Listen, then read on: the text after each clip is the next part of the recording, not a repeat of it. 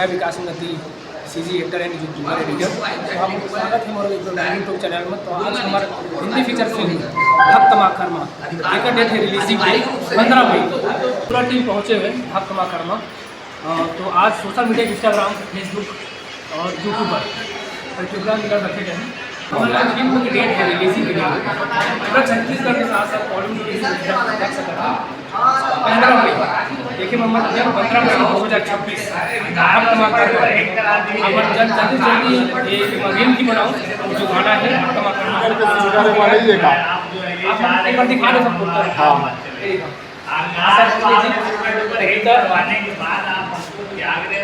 सुरेश उदित नारायण,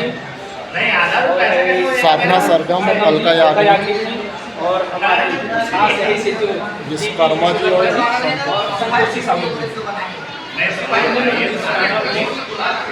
तो एक चीज़ और पूछना रही भैया, जैसे छत्तीसगढ़ी पिक्चर है कि हिंदी है? पूरा हिंदी है। तो इससे मतलब पहली बार वो थे कि छत्तीसगढ़ के बहुत ही और गर्व की बात है। सर जी नमस्ते। सर जी ये पूछना था कि सबसे पहले फिल्म को बनाने में आपको क्या क्या परेशानी उठाना पड़ा, क्या क्या दिक्कत हुआ? भाई परेशानी तो मत पूछो, इतने बल्क में परेशानी है कि क्या बताएं।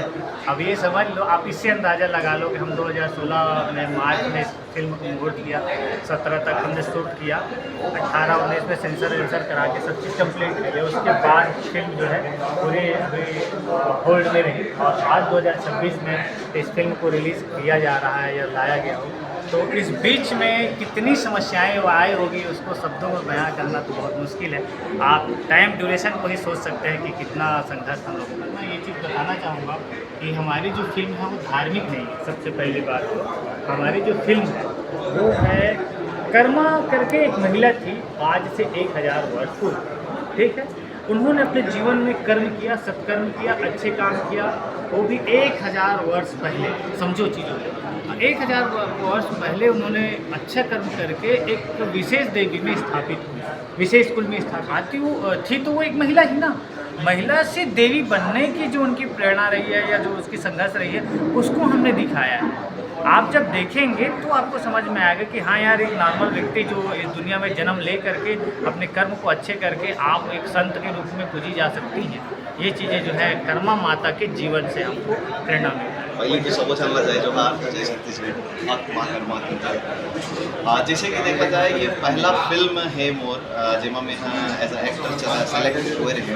तब मोर पर तो सबसे बड़ा चैलेंज के बात ये रही थी कि पहला तो एक्टिंग करना और दूसरा मोर पर ये चैलेंज रही है कि मैं काको जीवनी ला पर्दा में दिखा दूँ। एक बात होती है कि एक्टिंग कर देना, तो एक्टिंग कर देना एक अलग पार्ट होते, लेकिन काको व्यक्तित्व ला अपन आप में ढालना और ओकर हिसाब से एक्टिंग करना।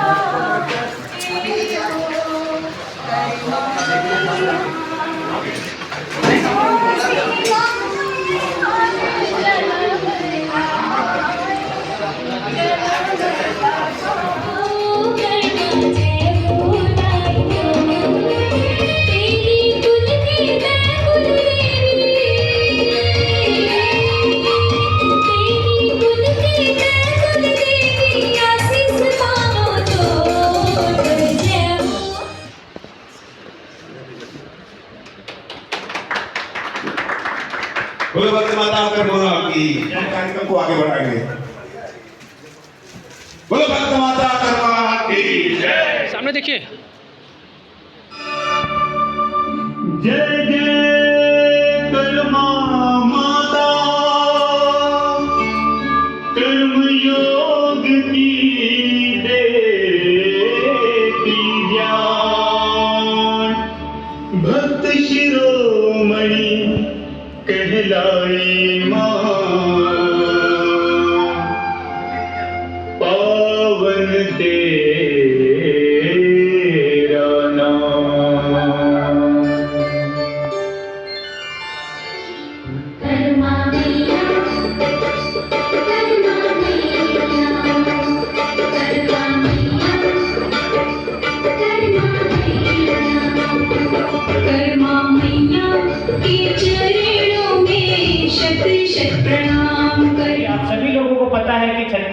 माँ कर्मा का जो गाना या जो फिल्मांकन है हमने बड़े स्तर में किया है, पूरा देश भर में इसको रिलीज करने का प्लान है और हिंदी में हमने इसको फिल्मांकन किया है। जैसे आप लोग देख पा रहे होंगे कि हमारे बैनर में बड़े बड़े सिंगर्स जो लोग हैं वो गाना गाए हैं, जैसे आशा भोसले, कविता कृष्णमूर्ति, सुरेश वाडेकर साहब, उदित नारायण जी, साधना सरगम, अलका याग्निक, डीपी विश्वकर्मा, संतोषी साहू।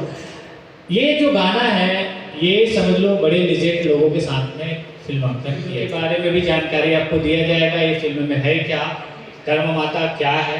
बहुत सारे लोगों को आप देखोगे तो कर्मा माता के बारे में बहुत जानकारी नहीं है, किंतु आजकल जगह जगह में जयंती मनाते हैं, उत्सव मनाते हैं, तो थोड़ी सी जानकारी होती है कि कर्मा माता कोई है। आप सभी लोगों से ये अपेक्षा भी करेंगे कि जो जानकारी हम आपको यहाँ देंगे यही जानकारी आप अपने दोस्त यार, अपने नियर डियर फ्रेंड सभी जगहों में इस जानकारी को फैलाएं, क्योंकि कोई भी जो चीज़ होती है, कोई भी जानकारी होती है, किसी फिल्म के माध्यम से ही जन जन तक पहुंचता है और जब जन जन तक पहुंचता है तो बहुत बढ़िया हो जाता है। उसके बारे में जानकारी मिलने के बाद क्या होता है कि लोग जानने लगते हैं रियल बेटा।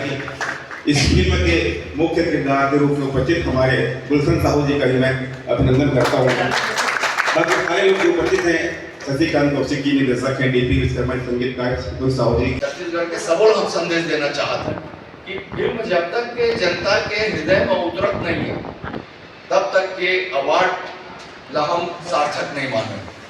केवल खेल खेल में माला पहनाना, तय मोर सम्मान कर मैं तो सम्मान कर ये स्मृति चिन्ह ले, तो एक से शायद ये है कि हम प्रतिभा के सम्मान नहीं कर, सम्मान के माध्यम से हम जिया था और ये छत्तीसगढ़ के कलाकार मन के इंसान में नुकसान हो जाए तो मैं बता दें चकरभट्टा अड्डा, वहाँ पहला मिलजुल के बहुत कम बजट के पिक्चर बनाई असली संगवारी जो आप सुने अभी कितना मधुर और कितना सुंदर स्वर है। लोगों ने आज का जो मीटिंग रखा है उसका विशेष कारण ये है दोस्तों कि हम चाहते हैं कि आपके माध्यम से इस फिल्म के गाने को पूरे जन जन तक पहुंचाएं और हम आपको एक टास्क देने वाले हैं। जो सोशल मीडिया से जुड़े हुए बंधु हैं, सोशल मीडिया में अपनी कंटेंट डालते हैं, तो हम एक टास्क आपको देंगे। उस टास्क को जो भी पूरा करेगा उसको हमारे तरफ से एक विशेष इनाम राशि रखा दिया जाएगा। तो उससे पहले जो है मैं कर्मा माता फिल्म के बारे में या कर्मा माता के जीवन जीवनी के बारे में थोड़ी सी इंफॉर्मेशन आपको देना चाहूँगा, लेकिन मैं अपने शब्दों से नहीं, हमारे आदरणीय विश्वकर्मा जी हैं, इन्होंने बहुत काम किया है इस फिल्म में और इस फिल्म की गीत संगीत में, कहानी में भी इनका बहुत योगदान रहा है। तो उनके जुबानी थोड़ा सा कहानी को ध्यान पूर्वक सुनिएगा ताकि आपको कंटेंट बनाने में बहुत ही मदद मिले, क्योंकि नॉलेज नहीं रहेगा तो फिर आप कुछ नहीं बना पाएंगे, कुछ भी उठा करके डाल देंगे जो आपको नुकसान पहुंचा देगा। तो चीज़ों को थोड़ा सा आप शॉर्ट में सुनेंगे, फिर खुद जा करके सर्च करेंगे, फिर कंटेंट बनाएंगे, आपके कंटेंट के ऊपर में फिर हम जो है आपको विशेष लाभ जो है देंगे। तो कहानी के बारे में जानकारी दें, थोड़ा सा माता का जीवन कैसा रहा, उनके शुरुआत से लेकर के अंत तक, उनके पिताजी का नाम और कहाँ उनका क्या क्या बड़ा बड़ा योगदान था, कुछ हिडन पॉइंट जो है उसको आप बताएं ताकि हमारे पास एक बेहतर कंटेंट हो अपने चैनल में डालने के लिए। फिर हम जो है क्या करने वाले हैं उसके बारे में चर्चा करें। बनाने की जरूरत क्यों पड़ी और क्यों हम लोगों ने फिल्म बनाया। माता कर्मा का जीवन संघर्ष से भरा है, बहुत सारी बातें जो अभी हमने आपके सामने रखा। संस्कृति में बहुत से संत विद्वान विदुषी महिला हुए हैं, लेकिन महिलाओं में, नारी शक्ति में ये एक ऐसी उदाहरण है जो 1000 साल पहले के रूढ़िवादी समय में इन्होंने न सिर्फ अपने समाज के लिए, पूरे सर्व समाज के लिए, जय के लिए इन्होंने उस समय जो समकालीन समय में जो अत्याचार था, बहुत सारी पाबंदी थी आम आदमी के लिए।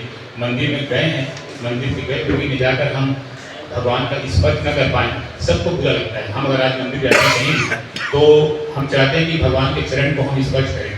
तो आज तो समय लोकतंत्र का है, आज जमाना बदल गया। उस समय काल में 1000 साल पहले जब ये स्थिति थी तो कर्मा के जीवन में बचपन से ही कुछ चमत्कार जुड़े हुए थे।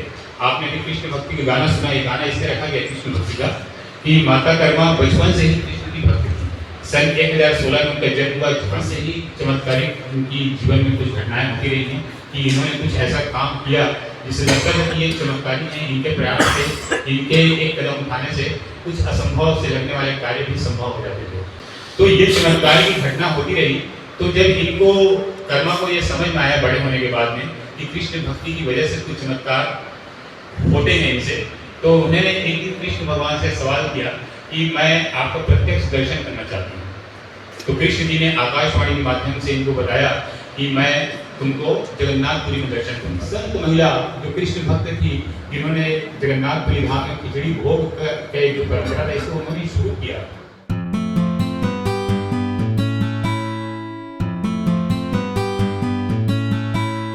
अच्छे वीडियोस बनाए, और जैसे यहाँ पर आप आए हैं, आप देख रहे हैं अजय भाई ने कितनी मेहनत की है।